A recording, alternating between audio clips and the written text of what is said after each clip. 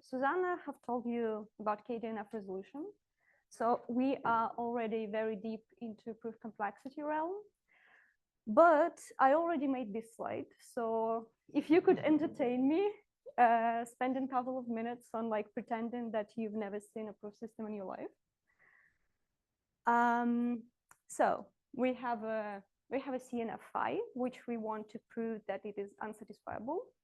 And a proof system is this polytime algorithm that takes as an argument our formula and a proof y, and it outputs yes or no. And there exists a proof y, which makes the algorithm accept if and only if our formula is really unsatisfiable. And the general question in proof complexity is how small can this proof y be? Trivial example of such a proof would be the truth table. It's exponential in size, but you can check that it is indeed a truth table, or the formula in poly size or the size of the table, right? And a common belief is that for any such proof system, there are families of CNF formulas with large minimal size of the proof. But what could these families of formulas be? So here's one of the candidates, random CNFs. As the name suggests, we generate them at random. Here I have this picture that represents CNF as a bipartite graph. We have clauses on the left side, variables on the right side, and yeah, we draw an edge whenever a variable lies in the clause. So there are a bunch of parameters here. When we generate these random CNFs, we fix the parameter n, the number of variables, and the procedure is like this. We sample m clauses of width delta for some parameter delta again, uniformly at random with replacement from this many possibilities of clauses of width delta on n variables. I highlighted all these parameters because the properties of such formula depend greatly on how these parameters, what these parameters are, right? And as I said, for proof complexity purposes, we need that the formula that we generate with this procedure is unsatisfiable with high probability. So here's a little graph. It turns out, not really surprisingly, I guess, that depending on the delta on the width of our CNF, there exists a density threshold, C delta, such that if density, and by density I mean clause density, like the number of clauses divided by number of variables. So if this density is less than the density threshold, then the formula is satisfiable with high probability. And if this density is more than this density threshold, then it is unsatisfiable with high probability. And yeah, here's like a cute little graph to visualize this. And again, it is a common belief that near this satisfiability threshold, it is really hard to decide, or even to certify if formula is unsatisfiable. It is formalized, for example, in Feige's conjecture. Here's the non-deterministic version on the slide. There is a stronger version that concerns randomized algorithms, but for the purpose of this talk, let's just talk about proof systems. So it states that no proof system may efficiently prove that formula phi is unsatisfiable for large enough density. Here, large enough density means that it needs to be, well, bigger than this satisfiability threshold. So there are some corollaries from this conjecture that concern inapproximability of certain NP hard problems, for example, vertex cover, and so on and so on. And so if you think about this hard enough, you'll notice that for this to be true, we do not only need to bound the density from below by this density threshold, we also need to bound it from above. Here's another cute little graph. And the point of this picture is that, first of all, we have another threshold here. So if you generate too many clauses for your random CNF, at some point, it becomes so unsatisfiable that it's really easy to detect the contradiction. So this is more or less where it happens, another density threshold. So at this point, your formula will likely contain a local contradiction, which will be very easy to spot. And here's how runtime of stat solvers, the DPLL ones, that on unsatisfiable formulas, they do kind of generate a resolution proof. Here's how it depends on density. So you can see the spike near the satisfiability threshold. And then this runtime decays depending on the density. I will not specify how, but you get the general idea. So you can see that this is like the range of parameters. The proof systems gradually notice the difference between unsatisfiable and satisfiable formulas. The bigger the density, the easier it is to refute them. And for different proof systems, this notice the difference might happen in different places. And this is the range of parameters where we're interested in some non-trivial bounds, lower or upper bounds. Let me give you some highlights. There are quite a lot, actually. So I put them here in a very succinct way. But the main idea is for you to see, for example, for the upper bounds. By the way, by upper bounds, I mean polynomial upper bounds for this range of parameters, and by lower bounds, I mean exponential lower bounds for this range of parameters. So the point is that you can see that, for example, for sum of squares proof systems, these parameters, they are less than this trivially unsat threshold. So it's not obvious that proof systems can do better. Like it wasn't obvious, right? And yet they can. Same thing for TC0 Frege. You can see that this is less, again, than this trivially unsat threshold. And here also some lower bounds for different proof systems, polynomial calculus, SOS, cutting planes, for different range of parameters. But the proof system I want to talk about is called k-DNF resolution, which you have already seen, but I will remind you nonetheless. In this proof system, a proof is a sequence of k-DNFs, where in the end you have an empty k-DNF, and each of these k-DNFs either came from the formula that we're proving is unsat, or is derived from the previous ones using one of these rules. Again, you can avoid thinking about these rules too much, I guess. The important thing is that they preserve semantic implication. The consequence follows from the premise, and they all work with k-DNFs. And there are some lower bounds. The previous lower bounds for this proof system for random CNFs. First for k equal 2, it's Atserias, Bane, Esteban, and then Alikhnovich for greater range of k. And also Sigulin, Basim, Pagliazzo for small polynomial density here, and delta depending on k, or of k squared. Indeed, when we're talking about k-DNF resolution, there is yet another parameter in play, k, the parameter of the proof system. The last two are kind of incomparable in the sense of how these parameters behave, right? Because here you have smaller k, but bigger density, for example. So what we do is we prove some new lower bounds, which depend mainly on the parameters of the underlying graph.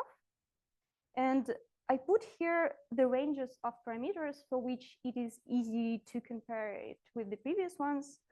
The first case with m polynomial of m, you can see this as a strengthening of SBI. Here we have arbitrary large polynomial density. You can read this as for any density there exists delta, such that for any constant k, there is some exponential lower bound. And the second range of parameter here, you can see as a strengthening of a Lyuknovich result for bigger k. And now, I would like to give you some details about the proof. From sketch, I won't go too deep into the proof because it is very technical, but I just want to highlight some of the key ideas. And before I tell you how our lower bound works, I will tell you how almost all proof complexity lower bounds work. That's the general scheme. Suppose you want to prove that some formula doesn't have a short proof. So here's some formula, and you suppose, for the sake of the contradiction, that it does have a short proof. Let's hit both with a restriction, a random restriction, most likely. So if you hit short proof with a random restriction, it will simplify so much that proof becomes trivial. But if you choose your formula wisely, such that it retains some structure and a random restriction, then after this restriction, you still get some non-trivial formula. And if you hit both formula and a proof with restriction, what you get is still a proof of the formula, right? So after this procedure, you get that your non-trivial formula has a trivial proof, which is something that cannot happen, right? So therefore, you make a conclusion that this formula that you started with doesn't have a short proof. I will try to explain how to apply this general scheme to this case. And it has two components, right? We need to simplify the proof after the restriction, and we need to save some structure in the formula after the restriction. Let's start with the second part. Let's return to this picture with the bipartite graph. Again, on the left, there are clauses of the formula. On the right, there are variables of the formula. And we have the left degree delta here. So for a random formula, this graph is with high probability an expander graph, which means this. For any small subset of vertices on the left, there are a lot of neighbors of this subset, almost the maximal number given the degree. And in particular, this means that any small set of constraints in this left part of the graph is satisfiable if you just take this small set of constraints without the rest of the graph. In particular, this formula doesn't have local contradictions. And this is the property that we would like to salvage under the restriction. For this, there is this closure trick, which is very widely used in proof complexity. And the idea is that if you delete a small part of the graph, you can delete then something else also in order to make it expand again. Let me explain it also from the point of view of these restrictions. Suppose I want to restrict some variables here. This practically means deleting them from the graph. After this, maybe some vertices on the left, they violate this expansion property. So I can delete them and their neighbors, which again, in the terms of restrictions, means that I want to satisfy these constraints with this bigger restriction. And then after this, I magically restore the nice properties of this graph.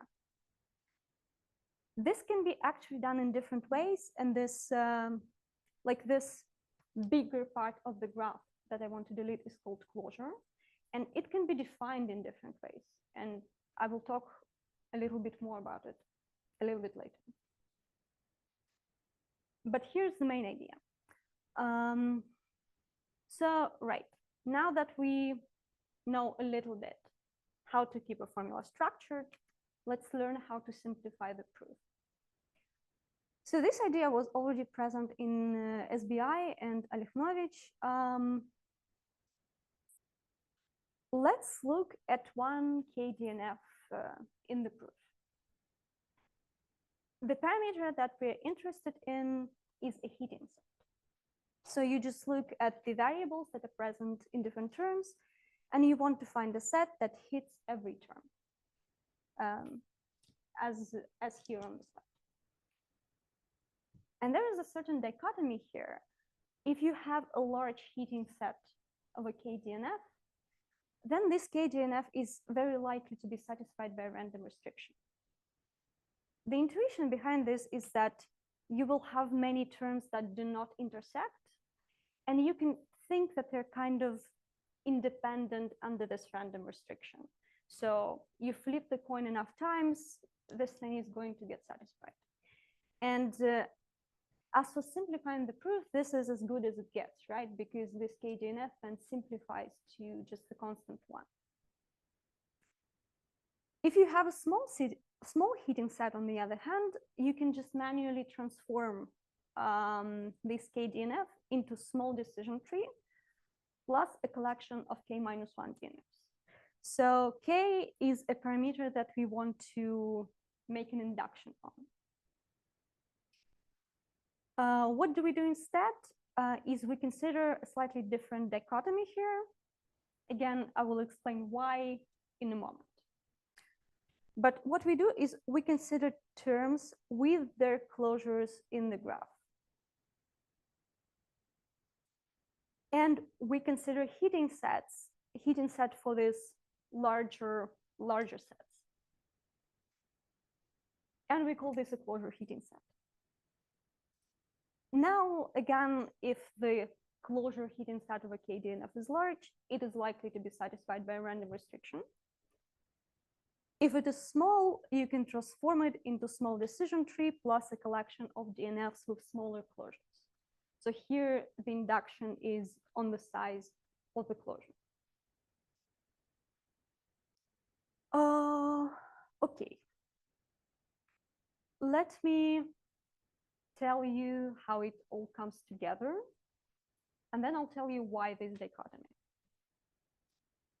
So to compare with the work of Aleknovich, what's happening there? You hit the formula and the proof with the same random restriction, right? And then you make this restriction closure respecting for the graph to still be an expander after this restriction. And then you invoke this induction on the size of the terms of k-DNFs. You reduce k. But the thing is, when I told you about the large heating set case, that we have a lot of terms that do not intersect and they are independent under restriction, that was a little bit of a lie. Because this restriction is not the uniform one, right? It's closure respecting. So to say that some terms in k-DNF are independent, you need some stronger properties than just not intersecting. And you can say that you only take terms that are on a big enough distance in the graph of the formula, which makes you to restrict right degree of the graph and constrains density. So this is like an extra requirement on top of the fact that the graph is an expander. So what we do instead is we also do the restriction that respects closure. But then we do this different dichotomy with the closure. And for us, it's enough to say that the closures of terms do not intersect, to say that they're independent. And this allows us to achieve bigger density and get rid of this requirement on the low right degree. And as a bonus, we get this new kind of closure which allows to do the induction. I mean, I don't actually know if it's the new kind of closure, because it's very likely that it is actually equivalent to one of the other many kinds of closure that were already in use. But I haven't seen, at least I haven't seen anyone do the induction on it in this way. So yeah, I think that's it. Thank you.